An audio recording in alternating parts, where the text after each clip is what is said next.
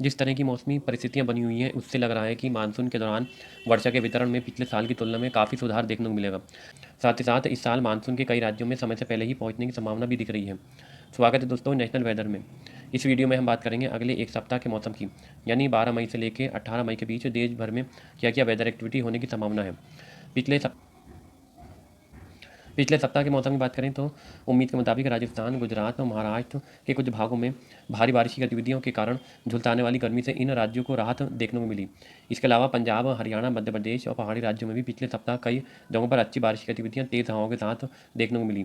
तो आने वाले दिनों के मौसम की बात करें तो आने वाले दिनों में मध्य भारत व उत्तर भारत में आंधी बारिश में कमी देखने को मिलने वाली है, क्योंकि इस सप्ताह कोई भी मजबूत WD भारत की ओर आता हुआ दिखाई नहीं दे रहा है और उत्तर पश्चिमी हवाएं थोड़ा सक्रिय होती हुई दिखाई दे रही हैं, जिससे मध्य, उत्तर व पूर्वी भारत में हीट वेव जैसी स्थिति पैदा होती हुई दिखाई दे रही है।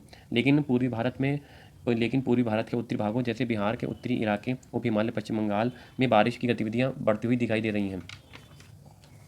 इसी तरह पूर्वोत्तर राज्यों में महाराष्ट्र से लेकर दक्षिण में गोवा, कर्नाटक, केरल, तमिलनाडु पर भी बारिश बढ़ती हुई दिखाई दे रही है, क्योंकि मानसून पूर्वी अंडमान सागर में सक्रिय हो चुका है, जिससे आने वाले समय में अरब सागर और बंगाल की खाड़ी दोनों तरफ से नमी वाली हवाएं ऊपर की ओर बढ़ेंगी, जिससे दक्षिण भारत व पूर्वोत्तर भारत पर नमी बढ़ती हुई दिखाई दे रही है और इसका प्रभाव हमें आने वाले दिनों में बारिश के रूप में इन राज्यों में दिखने वाला है। ये 11 मई दोपहर बाद की सैटेलाइट इमेज है, जिसमें आप देख सकते हैं कि कुछ गरज चमक के बादल पंजाब के भागों पर और जम्मू कश्मीर के निचले इलाकों, श्रीनगर, उसके आसपास बने हुए हैं। इसी तरीके से राजस्थान के उत्तरी भागों पर भी गरज चमक के बादल देखे जा सकते हैं और दक्षिणी भागों पर भी बादल बने हुए हैं। इसी तरीके से मध्य प्रदेश के उत्तरी भाग और उत्तर प्रदेश के दक्षिणी भाग, झांसी, उसके आसपास भी बादल बने हुए हैं। महाराष्ट्र पर भी उत्तर से लेकर दक्षिण तक छोटे छोटे बादलों के पैच बने हुए हैं। यहाँ पर भी बादलों के गरज चमक वाले बादल देखे जा सकते हैं। गुजरात के पश्चिमी भाग पर गरज चमक के बादल बने हुए हैं। बाकी इलाकों में आप देख सकते हैं राजस्थान के उत्तरी भाग, उत्तर प्रदेश के पूर्वी भाग और मध्य प्रदेश के कुछ इलाके और छत्तीसगढ़ पर भी हल्के बादल बने हुए हैं, लेकिन इनसे बारिश की संभावनाएं कम है। सिर्फ धूप के प्रभाव को थोड़ा ये कम कर सकते हैं। दक्षिण में अगर हम चलें तो आंध्र प्रदेश के और चेन्नई उसके आसपास भी बादल देखे जा सकते हैं, लेकिन कर्नाटक और तेलंगाना पर सिर्फ हल्के बादल बने हुए हैं। इनसे बारिश की संभावनाएं बहुत कम हैं। इसके अलावा नीचे की ओर अगर हम देखें तो आप देख सकते हैं कि अरब सागर और बंगाल की खाड़ी पर भी बादल बढ़ते हुए दिखाई दे रहे हैं। इन इलाकों में भी बादल बढ़ने लगे हैं, क्योंकि यहाँ से हवाएं यू टर्न करके ऊपर की ओर पहुँचने लगी हैं, जिसकी वजह से यहाँ पर नमी का प्रभाव बढ़ रहा है और आने वाले दिनों में इसका प्रभाव महाराष्ट्र से लेकर कर्नाटक और तमिलनाडु, केरल तक दिखाई देगा। और बंगाल की खाड़ी पर अगर हम बात करें तो अंडमान और उसके आसपास भी बादल बढ़ने लगे हैं, जो इसका संकेत है कि मानसून जल्द ही इन इलाकों को कवर करने वाला है। 12 मई के मौसम की बात करें तो एक कमजोर WD पहाड़ी राज्यों को प्रभावित करता हुआ दिखाई दे रहा है और उसका एक सर्कुलेशन पाकिस्तान के उत्तरी इलाकों पर बनता हुआ दिखाई दे रहा है, लेकिन ये सर्कुलेशन उतना प्रभावी नहीं है कि काफ़ी व्यापक स्तर पर बारिश की गतिविधियाँ या आंधी की गतिविधियाँ देखने को मिले। कहीं कहीं पर पंजाब, हरियाणा के कुछ इलाके और उत्तरी राजस्थान पर हल्की आंधी या बारिश की गतिविधियाँ कहीं कहीं पर देखने को मिल सकती हैं, लेकिन बहुत ही कम इलाकों पर इसका प्रभाव दिखाई देगा। इसी तरीके से हिमाचल, उत्तराखंड पर भी 12 मई की शाम को हल्की बारिश की गतिविधियाँ कहीं कहीं पर दिखाई दे सकती हैं। इसके अलावा राजस्थान के दक्षिणी भागों से लेकर मध्य प्रदेश के सभी इलाकों पर यहाँ पर बादलों के छोटे छोटे पैच कहीं कहीं पर बन सकते हैं, जिसकी वजह से आंधी बारिश की गतिविधियाँ कहीं कुछ इलाकों में दिखाई दे सकती हैं, लेकिन ये सिर्फ 40 से 50% इलाकों पर ही दिखाई देंगी। इसके अलावा गुजरात की बात करें तो गुजरात के पूर्वी और उत्तरी इलाकों पर भी हल्के बादल बन सकते हैं। महाराष्ट्र के उत्तरी इलाकों से लेकर दक्षिणी इलाकों पर कहीं कहीं पर बारिश की गतिविधियाँ होने की संभावना है, लेकिन महाराष्ट्र के तटीय इलाकों से लेकर गोवा, कर्नाटक और नीचे केरल तक यहाँ पर हल्की से मध्यम बारिश की गतिविधियाँ देखने को मिल सकती हैं। इसके अलावा महाराष्ट्र के आंतरिक इलाकों पर भी कहीं कहीं पर गरजने वाले बादल बन सकते हैं, जिसकी वजह से तेज हवाओं के साथ अच्छी बारिश की गतिविधियाँ एक दो स्थानों पर देखने को मिल सकती हैं। इसके अलावा अगर हम उत्तर प्रदेश, बिहार, झारखंड, पश्चिम बंगाल, छत्तीसगढ़, उड़ीसा की बात करें तो यहाँ पर भी कहीं कहीं पर छोटे छोटे बादलों के पैच बन सकते हैं, लेकिन ज़्यादातर इलाकों में मौसम साफ और शुष्क रहने की संभावना है, क्योंकि यहाँ पर उत्तर पश्चिमी हवाएं चलती हुई दिखाई दे रही हैं। इस वजह से बादल बनने की संभावना यहाँ पर कम रहेगी। छत्तीसगढ़ के कुछ मध्य और उत्तरी इलाकों से लेकर दक्षिणी इलाके, उड़ीसा, तेलंगाना और मध्य प्रदेश के पूर्वी भागों पर और झारखंड के कुछ इलाकों पर बादलों के छोटे छोटे पैच बन सकते हैं, जिसकी वजह से एक दो स्थानों पर हल्की बारिश की गतिविधियाँ आंधी के साथ दिखाई दे सकती हैं, लेकिन ज़्यादा संभावनाएँ यहाँ पर भी नहीं है। पूर्वोत्तर की बात करें तो सिक्किम से लेकर उप हिमालय, पश्चिम बंगाल और पूर्वोत्तर के सभी राज्यों पर अगले एक सप्ताह तक हल्की से मध्यम बारिश की गतिविधियाँ जारी रहने की संभावना दिख रही है। अंडमान निकोबार द्वीप समूह पर बारिश की गतिविधियाँ बढ़ती हुई दिखाई दे रही हैं, क्योंकि यहाँ से मानसून ऑलरेडी एक्टिव हो गया है, जिसकी वजह से आने वाले दिनों में बारिश की गतिविधियाँ इन इलाकों में बढ़ती हुई दिखाई दे रही हैं। दक्षिण में चलें तो कर्नाटक के कर्नाटक के उत्तरी इलाकों से लेकर दक्षिणी इलाके, तमिलनाडु, आंध्र प्रदेश और तेलंगाना पर कहीं कहीं पर बादलों के पैच बनने की संभावना है। यहाँ पर हल्की से मध्यम बारिश की गतिविधियाँ कुछ इलाकों में दिखाई दे सकती हैं। 16 मई के मौसम की बात करें तो एक टर्फ रेखा झारखंड से लेकर महाराष्ट्र के विदर्भ तक बनती हुई दिखाई दे रही है, जिसकी वजह से हवाएं यहाँ पर घड़ी की उल्टी दिशा में घूमेंगी। इस वजह से और बंगाल की खाड़ी की नमी वाली हवाएं इस पूरे रीजन में नमी को बढ़ाएंगी, जिसकी वजह से पश्चिम बंगाल से लेकर उड़ीसा, झारखंड के कुछ इलाके, छत्तीसगढ़, तेलंगाना, आंध्र प्रदेश तक बारिश की गतिविधियाँ बढ़ सकती हैं। इसके अलावा मध्य प्रदेश के मध्य भागों से लेकर महाराष्ट्र पर भी बारिश की गतिविधियाँ बढ़ती हुई दिखाई दे रही हैं। 15 मई से लेकर 18 मई के बीच मध्य पूर्वी भागों से लेकर दक्षिणी भागों पर नमी बढ़ती हुई दिखाई दे रही है, जिसकी वजह से कहीं कहीं पर भारी बारिश की गतिविधियाँ इन इलाकों में दिखाई दे सकती हैं, क्योंकि एक टर्फ रेखा झारखंड से लेकर विदर्भ तक बनेगी। इस वजह से इस पूरे रीजन में हवाएं घड़ी की उल्टी दिशा में घूमेंगी और घड़ी की उल्टी दिशा में घूमने के कारण यहाँ पर बादल बनने की संभावना दिख रही है और साथ ही साथ बंगाल की खाड़ी की हवाओं का प्रभाव भी इन इलाकों में दिखाई देगा, जिसकी वजह से पश्चिम बंगाल, झारखंड, उड़ीसा से लेकर छत्तीसगढ़ के कुछ इलाके, तेलंगाना, आंध्र प्रदेश पर यहाँ पर बादल बारिश वाले पैच बन सकते हैं। इसके अलावा टर्फ रेखा की वजह से मध्य प्रदेश के मध्य और पूर्वी भागों पर भी बादल बनने की संभावना दिख रही है।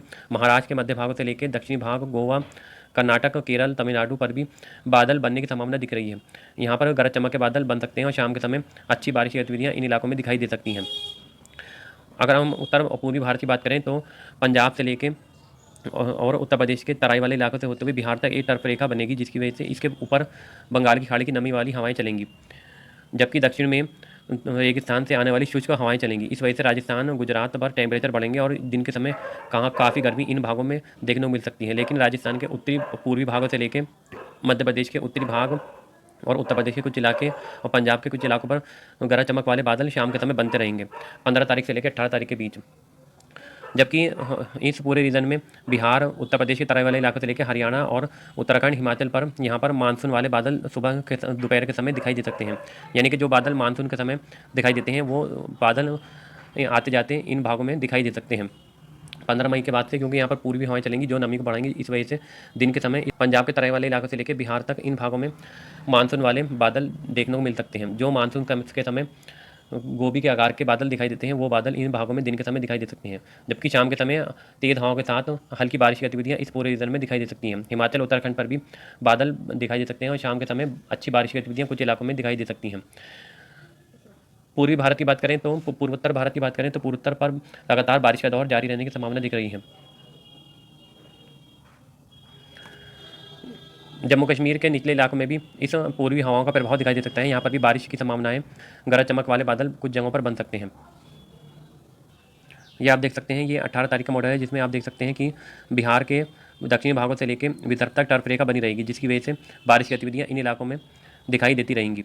इसके अलावा मध्य प्रदेश के दक्षिणी मध्य भागों और पूर्वी भागों और छत्तीसगढ़ के उत्तर दक्षिण भागों में भी बारिश की गतिविधियाँ यानी कि गरज चमक वाले बादल इन भागों में बनते रहेंगे।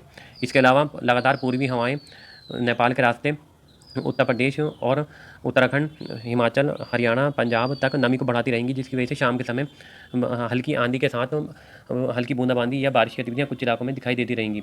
लेकिन इन भागों में आंधी इतनी तेज़ नहीं आएगी कि पेड़ों को उखाड़ दे या खंभों को गिरा दे। हाँ, तेज़ हवाओं के साथ बारिश की संभावनाएं ज़रूर बनी रहेंगी, लेकिन हवाओं की रफ्तार इतनी ज़्यादा नुकसान देने वाली नहीं होगी।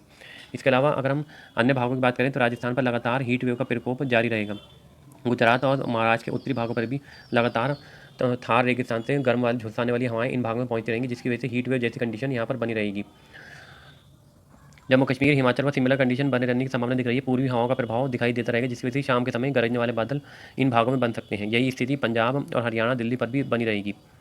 दक्षिण की बात करें तो दक्षिण में भी लगातार महाराष्ट्र से लेकर गोवा, कर्नाटक, आंध्र प्रदेश, तेलंगाना, तमिलनाडु तक बारिश की गतिविधियाँ होती रहेंगी। यहाँ पर कहीं कहीं पर बादलों के पैच शाम के समय बनते रहेंगे और जो कहीं कहीं पर तेज़ बारिश की गतिविधियाँ दे सकते हैं, जबकि ज़्यादातर इलाकों में बारिश की गतिविधियाँ होती रहेंगी जो गर्मी से कुछ राहत दिलाती रहेंगी। मानसून की अंडमान की बात करें तो लगातार मानसूनी हवाओं का प्रभाव अंडमान पर बना रहेगा, जिसकी वजह से बहुत अच्छी बारिश की गतिविधियाँ इन भागों में देखती रहेंगी।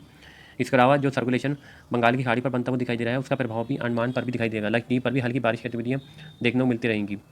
टेम्परेचर की बात करें तो आप देख सकते हैं कि 12 तारीख को उत्तर पश्चिमी हवाएं एक्टिव होती हुई दिखाई दे रही हैं, जिनका प्रभाव राजस्थान से लेकर हरियाणा, उत्तर प्रदेश, बिहार, झारखंड, पश्चिम बंगाल तक दिखाई देगा।